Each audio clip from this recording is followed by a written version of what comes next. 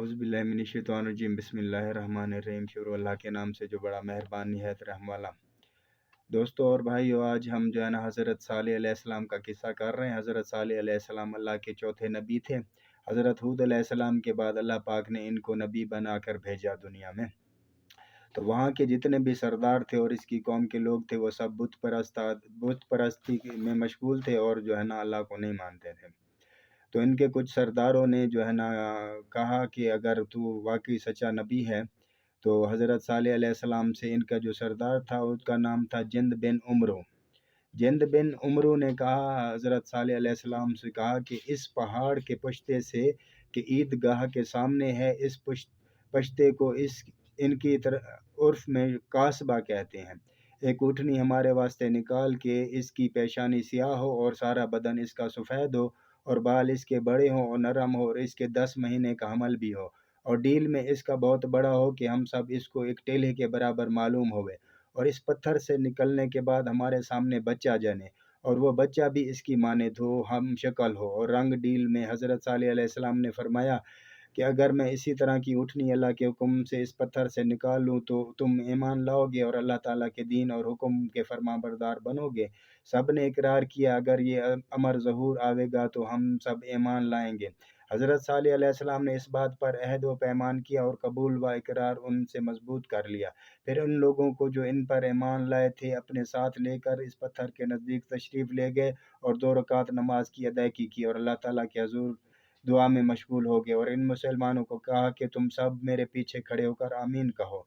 इस कौम समूद के सरदार मैं फौज और लश्कर गर्दान को घेर के खड़े हो गए और तमाशा देखने लगे कि क्या होता है कि यकायक अल्लाह ताला की कुदरत से इस पहाड़ के पुश्ते से जानवर के चिल्लाने की आवाज़ आने लगती है, जिस तरह जानवर जनने के वक्त आवाज़ करता है। यहाँ तक कि वो पश्ता फाड़ कर एक ऊँटनी जैसी इसने तलब की थी वैसी ही निकल आई और जंगल में चरने लगी और बाद एक साथ के इसके दर्द शुरू हुआ और इसने एक बच्चा जना अपने बराबर कदो कामत में और सूरत व शक्ल में।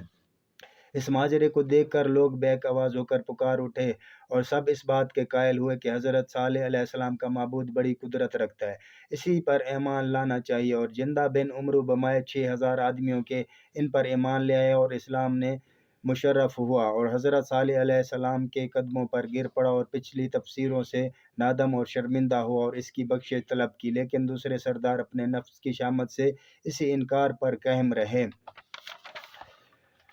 तो बाद में जो किस्सा होता है वो इस तरह है कि एक नौजवान इसी कौम का निहायत ताकतवर और इसका नाम कदार बिन सालिफ था और बड़ा ही ज़िद हड हराम था और वो एक औरत फाशा पर आशिक हुआ और इस औरत का नाम अतीरा था कि खूबसूरती व खुश असलूबी, लतीफ़ा गोई और नज़ाकत तबाह थे मशहूर थी। इस फाशा के घर में 8 शख्सों की जो इसके हम मशरूब और हम वाजा थे।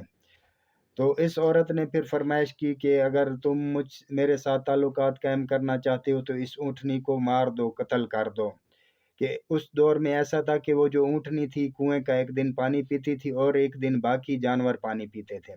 तो इस फाहशा औरत के कहने पे जो है ना ये जो बंदा था कदार बिन सालिफ, इसने अपने 4 दोस्तों को लिया और जो है ना ऊँटनी को जाके कत्ल कर दिया।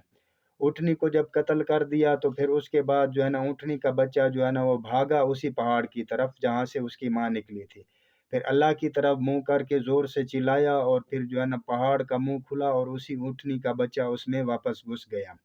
तो रिवायत में ये आता है कि हज़रत सालेह अलैहिस्सलाम ने कहा कि आप लोगों ने जुल्म किया है, इस ऊँटनी को कत्ल कर दिया है और जो है ना तुम लोगों पे अज़ाब आएगा। तो कुरान और हदीस की किताब से यह मालूम होता है कि इनको हौलनाक आवाज़ ने आ पकड़ा और सुबह को अपने घरों में औंधे पड़े रह गए। ये थे हज़रत सालेह अलैहिस्सलाम का किस्सा।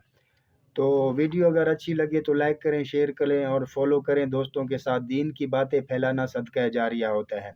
अगली वीडियो तक के लिए अल्लाह हाफ़िज़।